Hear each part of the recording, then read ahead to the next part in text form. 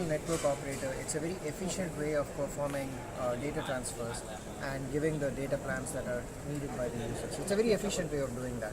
And in that sense, mobile network operators, you see a global traction because of the fact that the network efficiency is better with 5G. So we would argue that the answer is sooner than later. It actually allows for these new 5G users to get that benefit, and also the 4G users will get the offloading benefits as the data capacity gradually transitions from 4G to 5G. So I would say sooner than later. Yeah. Thank you. So this guy also want to ask about 5G about Vietnam. Okay. Yeah. Go ahead. He said that some Vietnamese government has announced that the country will take the lead in providing 5G in the world.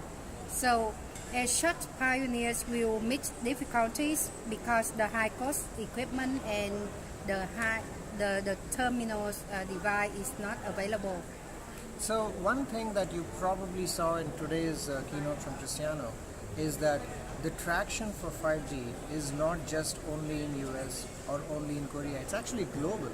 Yeah. There are almost 20 operators who are going ahead with the deployment of 5G. The number of device OEMs who are actually talking of 5G is also in the order of around 20 or so. So it's a very rich and broad ecosystem. So that diversity in the ecosystem will will bring the economies of scale that are necessary for deployments globally.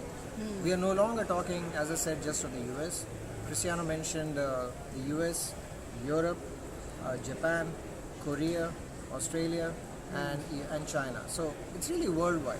In that sense, we would argue that Vietnam, in that sense, is no different from a lot of these places where, again, it's the same vendors who are present there, the same device OEMs are present over there. It might be a good way of then using that opportunity to deploy 5G.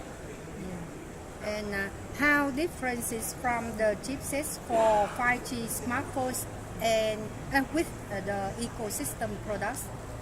How different in what Difference, sense? yeah, because the chipsets for smartphone is different for the smart devices. That's right? correct. Yeah. So this is a little too early to talk about it. Of course, today we are only talking of our Snapdragon 855 platform. But what happens is that as we go into the future, as we're going into industrial IoT applications and autonomous vehicles, the category of devices happens to be different.